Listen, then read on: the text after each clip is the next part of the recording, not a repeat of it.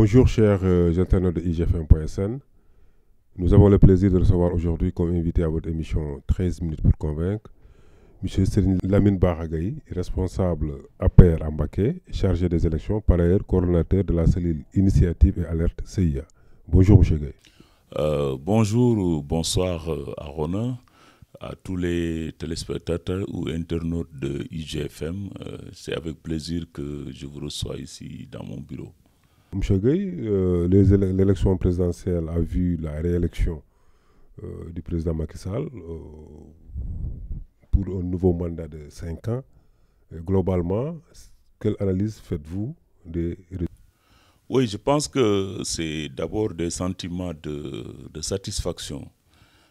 Parce que n'oubliez pas que le président Macky Sall quand même fait partie des jeunes leaders africains et avec nous peut-être nous sommes de la même génération et qu'il ait la chance d'accéder à la magistrature suprême de notre pays à son âge et de mettre toutes ses forces pendant 7 ans à réaliser des performances économiques, sociales au bénéfice de nos compatriotes et qu'ils prennent la décision d'aller à la conquête encore des suffrages du peuple sénégalais et que l'écrasante majorité des Sénégalais, de nos compatriotes qui ont voté le 24 février, lui ont renouvelé massivement leur voix. Je pense que c'est un acte de satisfaction à son mérite parce que l'élection présidentielle, il faut le rappeler, comme on le dit, c'est la rencontre d'un homme avec son peuple. Et effectivement, avec ce suffrage, ce score qu'il a réalisé, 58,26%, c'est véritablement son coefficient personnel à peser durant cette élection-là. Sauf que l'opposition jusque-là ne reconnaît pas cette victoire, et même s'ils n'ont pas jugé nécessaire de faire un recours au niveau du Conseil constitutionnel. Oui, vous savez, nous respectons la position de nos amis de l'opposition. Je pense qu'une démocratie aussi, c'est 2 piliers, le pouvoir et l'opposition. Je pense également que nous étions dans le jeu démocratique.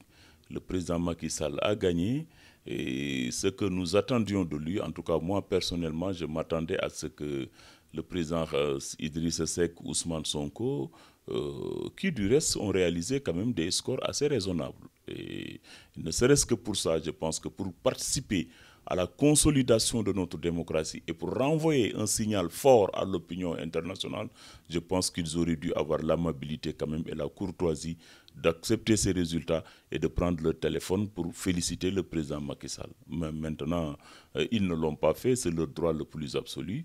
Et nous en prenons acte et la vie de notre pays continue. Ils ne l'ont pas fait parce qu'ils estiment que un second tour était inévitable, d'autant plus qu'il y a les grandes villes comme Touba, Thiès, Dakar.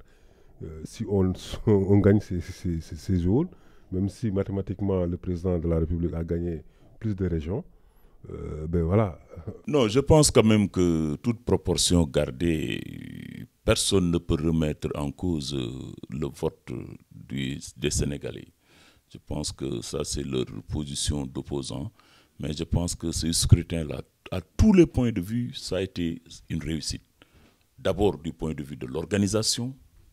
Le fichier, plus de 6 millions de Sénégalais se sont inscrits. On a procédé à une réforme totale. Du point de vue de l'organisation, j'en félicite au passage le ministre de l'Intérieur, Aly Ngouille Ndiaye. Il n'y a eu aucune défaillance notable qui puisse signaler et qui a impacté de façon négative ce scrutin. Il n'y en a pas. Vous y ajoutez maintenant le fort taux de participation, 66% et quelques de Sénégalais qui ont fait le déplacement pour voter. C'est important. Et ensuite, maintenant, la présence des observateurs. Plus de 5000 nationaux, africains comme internationaux, qui ont tous donné un cutus à la crédibilité du scrutin. Je pense quand même qu'au sortir de ce scrutin, notre pays, le Sénégal, a envoyé encore à l'opinion nationale et internationale, effectivement que nous constituons, le Sénégal est une démocratie mature. Et ça, je pense quand même que ce qu'on attendait de l'opposition, c'est ce que je venais de dire tout à l'heure, qu'ils aient un comportement fair play. Maintenant, je suis au regret de constater qu'ils continuent encore à verser dans la polémique et de vouloir entretenir quand même des arguments qui ne tiennent pas. Alors, vous êtes responsable APR à Mbacké. Et symboliquement, le président a ouvert la campagne électorale à Mbacké. On a vu une mobilisation vraiment exceptionnelle, mais à l'arrivée, vous avez été laminé. Oui, vous savez, les mobilisations pendant les meetings ne se traduisent pas souvent dans les urnes. Et ça, Mbacké ne peut pas, n'est pas le premier exemple. Mais ce qu'on peut dire de manière générale est que quand même, c'est vrai, la vérité est que nous avons perdu le département. Mais en termes de score, de voix que nous avons donné au président Macky Sall, quand même, le département de Mbacké a réalisé un score assez honorable. Nous avons donné au président Macky Sall 67 000 voix, plus que certains départements qui ont gagné. Et ça, je l'ai dit, certains, mes amis de Guédiawaye, par exemple, ou bien de Saint-Louis, c'est des départements que nous avons gagnés. Mais en termes d'apport de voix, Mbacké a donné plus de voix à Macky Sall, à Guédiawaye, qu'à Saint-Louis et à bien d'autres départements. Nous sommes dans le top 10 des meilleurs départements qui ont donné à Macky Sall des suffrages. Ça, c'est un point. Ça ne veut pas dire que maintenant, je ne reconnais pas, la défaite ne me fait pas mal. Ça me fait très mal. Parce que moi, qui me connaît, sait que je me suis donné corps et âme avec tous les responsables de Mbacké aussi pour que Macky Sall gagne le département de Mbacké. Parce que, à mon avis, mon sentiment est que ce n'est pas honorable qu'un président de la République soit élu au Sénégal sans le vote du département de Mbacké et la ville de Touba surtout qui est un symbole.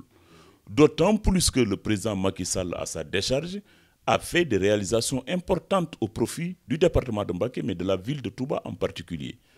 Comment expliquer ça? Malgré tout ça, Touba, Mbacké, voilà. Les réalisations du gouvernement dans le domaine de l'assainissement, Macky Sall a fait des efforts. En 2012, quand nous prenions le pouvoir, la ville de Touba était sujette aux inondations jusqu'à la place de la mosquée. Macky Sall a mis plus de 14 milliards dans l'assainissement à Touba, la densification du réseau électrique, le nombre de forages qu'il a mis dans la ville de Touba pour juguler le problème du manque d'eau auquel la ville était confrontée particulièrement pendant le Magal. Et Macky Sall, au plan politique aussi, a eu à nommer un ministre, fils de Touba, sans compter les autres positions politiques. Mais la vérité est que nous n'avons pas véritablement un personnel politique par rapport, proportionnellement à la taille de notre département.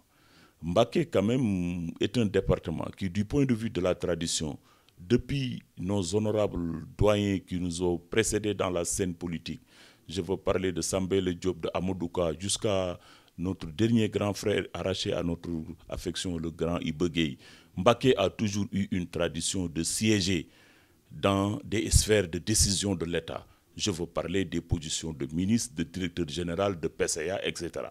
Et je prends l'opinion à témoin, moi j'ai toujours alerté sur ça, que nous n'avons pas, pour le département de Mbacké, des responsables politiques bien positionnés dans l'appareil d'État. Nous n'en avons pas. Et Arono, vous êtes d'accord avec moi que c'est un appareil politique également qui porte pour pouvoir collecter des suffrages. Mais à Mbacké, nous n'en avons pas. Et ça, je pense quand même que le président Macky Sall ne peut pas ne pas en tenir compte pour que véritablement les cadres du département de Mbacké soient effectivement repositionnés à des positions de décision dans la sphère de l'État pour nous permettre quand même de faire face aux enjeux futurs. Particulièrement, nous allons vers des élections locales. Je pense quand même que toute proportion gardée, j'ai toujours alerté sur ces points-là et je pense quand même que le président Macky Sall décryptera cette fois-ci le signal parce que quand même nous le méritons aussi. Vous le méritez, ok. Et rapidement, il nous reste quelques minutes avant la fin de cette émission. La question d'actualité, c'est l'appel au dialogue lancé par le président Macky Sall, mais jusqu'à présent, l'opposition semble... Je termine juste sur le département de Mbacké pour dire aussi que nous avons gagné pratiquement toutes les communes rurales du département et également les grandes villes d'agglomération mouride. Donc dire que parce que tout simplement nous avons perdu la commune de Touba, les mourides n'ont pas voté pour Macky Sall, ça aussi c'est une défaillance qu'il faut corriger. L'autre élément Touba, maintenant... c'est Touba. Si on gagne Touba, c'est la capitale. Non, je suis d'accord. Je suis d'accord. Et maintenant pour le dialogue, comme vous le dites, je pense quand même que le président Macky Sall, la déclaration qu'il a faite au soir de la publication des résultats par le Conseil constitutionnel, on a vu ce soir-là un homme et qui a effectivement continué de revêtir la peau de président de la République. Parce qu'après avoir félicité les Sénégalais pour le bon déroulement du vote, il a remercié les Sénégalais qui ont voté pour lui, mais ceux-là également qui n'ont pas voté pour lui. 42% de Sénégalais qui éprouvent encore peut-être des points d'insatisfaction. Il a dit qu'il va décrypter bien le message pour aller vers ces Sénégalais, pour effectivement renforcer son assiette électorale durant les prochaines élections. Et je pense que ça également, c'est un comportement de leader, d'humilité que nous avons noté effectivement chez le président Macky Sall. Débat sur le troisième mandat?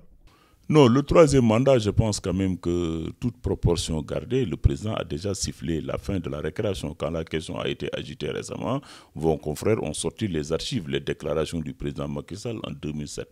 Je pense qu'en 2017, s'il y a quelqu'un, Aruna, qui est... Oui, les archives, il y avait aussi des archives sur la réduction de son mandat de 7 à 5 ans, mais Nantienne, après, on a vu comment ça se passe. Absolument, mais je pense quand même que s'il y a un homme politique, un leader conscient des enjeux de l'heure, c'est bien le président Macky Sall. Ce qui s'est passé en 2012 dans ce pays, avec l'histoire du troisième mandat avec Abdoulaye Wade, tout le monde se le rappelle. Et je pense quand même que le président Macky Sall ne peut pas ne pas continuer à poser des actes qui vont participer à la consolidation de notre démocratie. Et poser ces actes-là, c'est se conformer à la Constitution qui fait que Macky Sall entame son deuxième et dernier mandat à la tête du pays. Le reste maintenant, c'est de l'agitation de l'opposition et de certains de vos confrères, bien entendu. De nos confrères, ok. Nous avons bon de sup. Ok, donc dernière question. L'amnistie de Karim Wade, c'est aussi agité.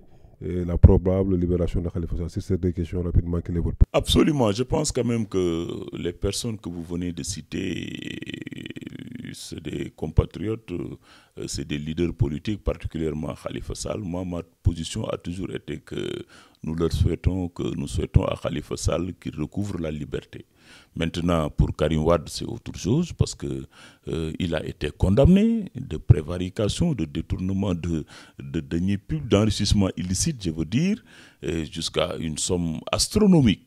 Je pense quand même, en tout cas, moi, ma position personnelle est que même si demain Karim Wade est amnistié, le gouvernement doit s'assurer que les ressources de l'État qui ont été, en tout cas, soustraites aux caisses de l'État retournent à qui de droit. Ça, quand même, c'est un point sur lequel moi, je reste vraiment à cheval sur ça. Karim Wade ne peut pas retourner au trésor public les ressources qu'il a soustraites de notre État.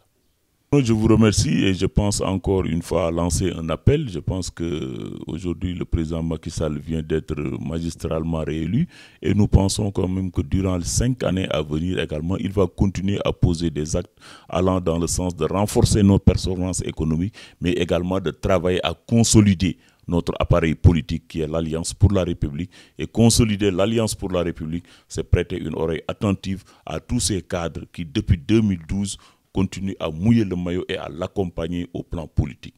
Ça, quand même, c'est mon souhait. Okay, c'est un appel de pied. J'espère que votre appel sera entendu.